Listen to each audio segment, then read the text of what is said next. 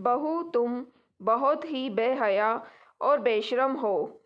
बहू तुम बहुत ही बेहया बेशरम हो, बिल्कुल लाज शर्म नहीं, सब घोल कर पी गई है। ससुर जेठ के सामने ना तो सिर पर पल्लू रखती हो, ना ही ढंग से चलती हो।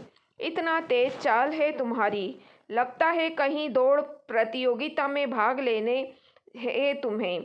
अरे माँ बाप ने यही सब सिखाकर भेजा है क्या? बेहद कड़े शब्दोच्चार से तंज कसते हुए सुनंदा अपनी बड़ी बहू रूपा से कह रही थी। सास के ताने से बेचारी सहम गई और वहाँ से मन से अपने कमरे में चली आई। उसके पति विभु आईने के पास खड़े होकर अपनी मूंछ को कैंची से आकार दे रहे थे। क्या हुआ, क्यों रोनी सी सूरत बनाई हो? माँ ने फिर से अपने तरकश में से व्यंग बाण चलाए। उफ, ये माँ भी ना एकदम से खड़ूस सास जैसी बनती जा रही है। अरे जाने दो ना, उसकी यही खराब आदत है।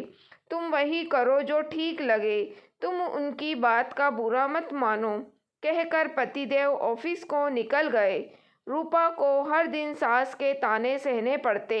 रूपा के हर काम में नुक्स निकालना सास की आदत बन गई थी। अब तो रूपा ने सब्र करना सीख लिया था। कभी वो सास को पलट कर जवाब नहीं देती।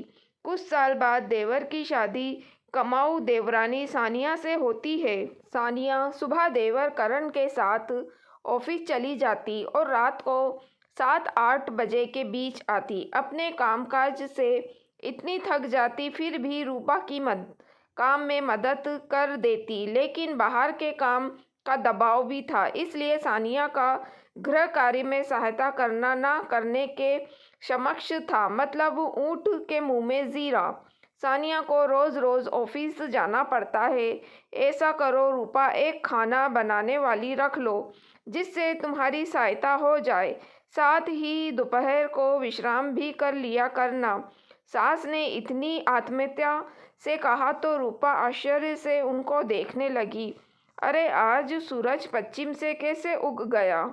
इतना स्नेह और ममता तो मेरे लिए नहीं था इनके मन में। लेकिन मम्मी जी, खाना बनाने वाली 7-8 हज़ार लेगी, आप दीजिएगा ना? और बर्तन बासन व झाड़ू पोछा का अलग से लेती है। हाँ हाँ बहू, रख लो ना, दिलाएगा पैसा दोनों को। रूपा को सास के बदलते स्वभाव पर संदेह हो रहा था कि किचकिच करने वाली ये औरत अचानक से कैसे बदल गई और आज रूपा पर इतना प्यार कैसे? हर वक्त ताने देने वाली सास अचानक इतना बदल कैसे गई? और तो और अब रूपा सिर पर पल्लू रखे या ना रखे, इसके लिए टोकती भी नहीं। विश्वास नहीं हो रहा। खैर मुझे क्या? रूपा सर झटक कर अपने काम में लग गई। एक दिन रूपा को पता चला कि देवर बोले हैं अपनी माँ को कि खाना बनाने के लिए एक आदमी रख लो। सानिया ने घर का काम नहीं होगा, 1 लाख कमाती है, खाना बनाने वाली का पेमेंट कर दिया करेगी और तुम सबके दवा का खर्च भी देगी और पूरे राशन का भी देगी। और माँ, तुम सानिया के पहनावे पर रोक टोक मत करना। वो बड़ी भाभी नहीं है कि तुम्हारी जली कटी सुने, समझी ना? वो आज की लड़की है और हमसे ज़्यादा कमाती है। अगर उससे कुछ कहा तो आगे से जवाब देगी या आपको कुछ कहेगी तो आप को खुद उसकी जिम्मेदार होंगी। मुझसे शिकायत मत करिएगा, लेकिन बेटा, एक बहू होने के नाते उसे लाज लिहाज का ख्याल रखना धर्म है ना? क्या बात करती हो माँ? सबको आदर देना व ख्याल रखना सबसे बड़ा धर्म है। लाज लिहाज स्वभाव में होना चाहिए, पहनावे में नहीं। बड़ी भाभी बहुत अच्छी है, आपने कभी उनकी कद्र नहीं की, हमेशा उनकी अवहेलना की है। वो कभी आपको पलट कर जवाब नहीं देती, आप उसका फ़ायदा उठाती हैं। सानिया उनकी तरह नहीं है, भैया भी कभी कुछ नहीं बोलते, लेकिन हमसे ये उम्मीद मत रखना कि तुम सानिया को कुछ बोलोगी और मैं चुप बैठूंगा, क्योंकि मैं भैया नहीं हूँ।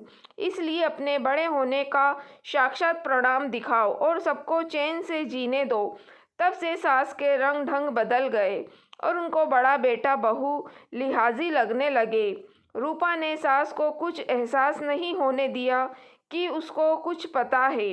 वह पहले जैसे ही सास की इज्जत करती, अब भी सास की बहुत प्यार करती है रूपा से, क्योंकि सास को समझ आ गया था हर चमकने वाली चीज़ सोना नहीं होती।